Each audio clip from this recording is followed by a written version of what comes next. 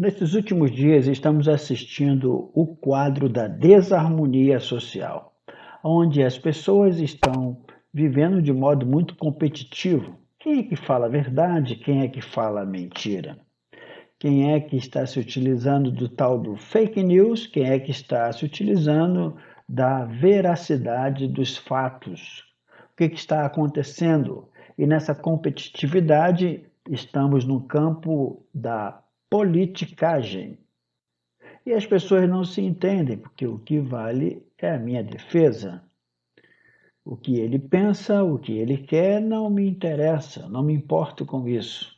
Eu sou apoiador do político tal, mas nessas horas ninguém está preocupado com a sua casa, com o seu país, com a sua família, com o seu futuro, com o futuro dos seus filhos, com o futuro das próximas gerações.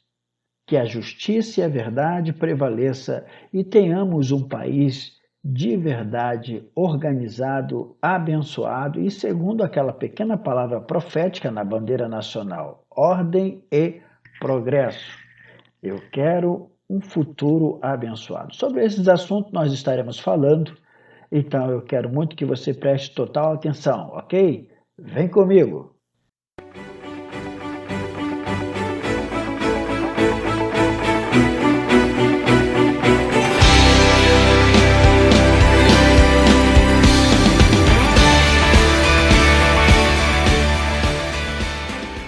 E então vamos que vamos! Eu sou Arualdo de Oliveira e espero muito o seu apoio nesse canal. Portanto, se inscreva, dê o seu like, ative o sininho e compartilha, ok? Porque essas informações elas são importantes para o alicerce da vida e da família e de toda uma sociedade para um convívio salutar, ok? Nesse agito todo onde o mundo se divide, é preciso dar destaque ao seguinte tema: comunicação para harmonia e construção. Repetindo, comunicação para harmonia e construção. Entre o diálogo e os protestos, qual o caminho da estrutura familiar? Qual a sua decisão? Conversar ou gritar? Entender ou ofender? Manter a razão e perder o afeto ou manter o afeto abrindo mão da razão? É importante entender que muitas vezes abrindo mão da razão para defender as amizades e a harmonia é uma decisão sábia e sensata, e que na verdade você está evitando perder a razão. E sobre isso diz em Provérbios capítulo 26, no versículo 20, o seguinte: sem lenha o fogo se apagará, e não havendo intrigante cessará a contenda. Por isso, se a situação já está ruim, está complicada, negativa, dividida, procure não colocar mais lenha na fogueira, tampouco jogar gasolina no meio do fogo, no meio do incêndio. Essa é a triste e cruel realidade do quadro atual em muitas famílias. Contendas e contendas, alimentadas por intrigas e discórdias, sem nenhuma atitude pacífica para apagar o fogo da ira e dissolução. Infelizmente vivemos em meio a um mundo tão cheio de informações e novos rumos com propostas que desviam a sociedade de normalidade, dos seus tradicionais costumes e descaracterizando assim os seus reais conceitos e valores. E o que temos ao redor de nós? Uma boiada assustada por um boiadeiro fazendo com que essa boiada ande em círculos, ou um rebanho guiado pelo sumo pastor? O que vemos?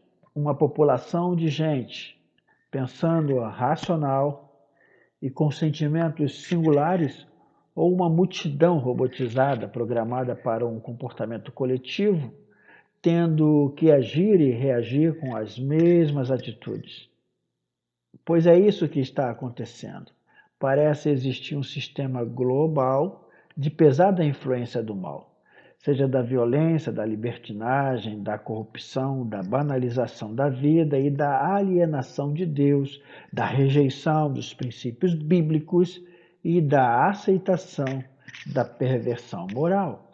Acabamos nos conflitando com as guerras das opiniões, divergências nas forjadas ideias sobre a sexualidade e uma série de distúrbios sociais que acabam cansando a nossa mente, nos esgotando e nos remetendo ao estresse e reações de impaciência com as pessoas do nosso convívio. Dificilmente saberemos administrar os nossos sentidos, estando sufocados por esse abstrato e complexo mundo opressor, principalmente quando as pessoas de nossa casa estão contaminadas com as sujeiras e poeiras das opiniões que contrariam as regras de Deus.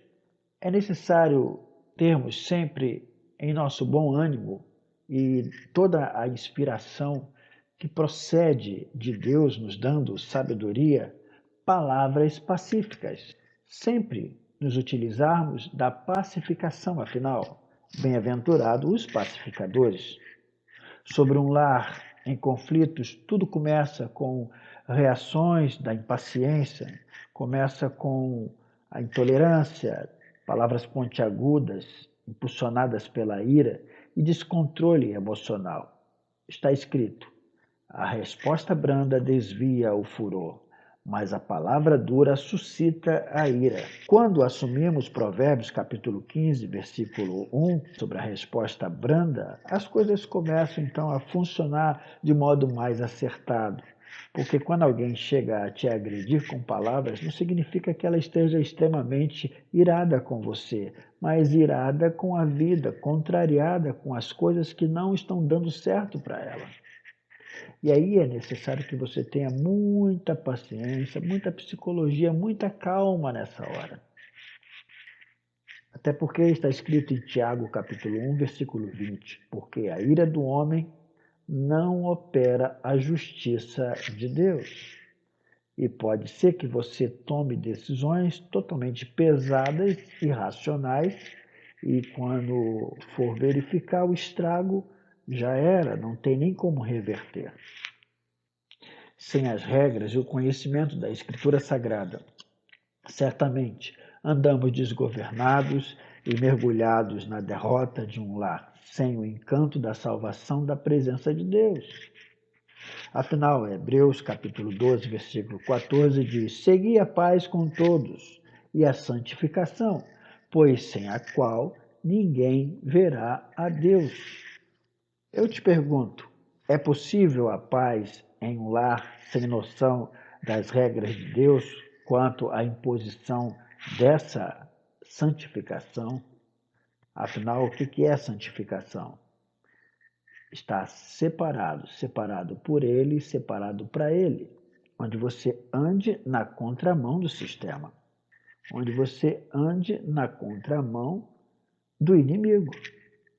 Você não pode dar o mal por mal, mas vença o mal com o bem, diz a palavra de Deus. Quanto tempo uma família pode resistir às divergências das opiniões forjadas pelo mundo moderno? Quando a ira assola, devemos reagir baseados na indignação, na reação do que temos, a correspondência do nosso cansaço e esgotamento? Ou reivindicar, buscar a paz, baseados na renúncia que Cristo nos ensinou? O mundo falha exatamente por não ter compromisso com esse tipo de renúncia. Repetidas vezes estarei enfatizando a respeito disso, porque não tem como ter uma vida cristã sem renúncia. Não tem como viver uma vida em Cristo e para Cristo sem ter os sentidos dele em você. Quando ele disse que o ladrão, Satanás, veio senão para matar, roubar e destruir, mas eu vim, disse Jesus, para que tenham vida e vida abundante. Ele quer dizer ali uma palavra que no grego nós interpretamos como zoe. Quando ele diz, eu vim para que tenham vida, essa vida se refere ao zoe, a própria vida de Deus. Zoe. Eu vim para que vocês tenham zoe, a minha vida, de modo abundante. A revelação, a inspiração de Deus vai estar no teu coração, João capítulo 6, versículo 63, ele diz: a carne para nada aproveita, o Espírito é o que vivifica, e as palavras que eu vos disse são Espírito e vida. À medida em que você conhece a palavra, é à medida que você conhece a verdade. E à medida em que você conhece a verdade, é à medida em que você se torna uma pessoa livre, liberta. Conhecereis a verdade, e a verdade vos libertará. Finalizando, você responde para você mesmo, para a sua consciência. Entre os gritos das revoltas, as pronúncias com mansidão, qual tem mais peso para a estrutura familiar, para a estrutura social, para a tua estrutura pessoal? Que Deus abençoe com essas palavras. Busque a presença do Todo-Poderoso. Deixa Jesus reinar no teu ser, com um bom diálogo, uma boa conversa, com a palavra branda, com a palavra que constrói, e não com a reação que destrói. Deus te abençoe, shalom e prossiga em paz.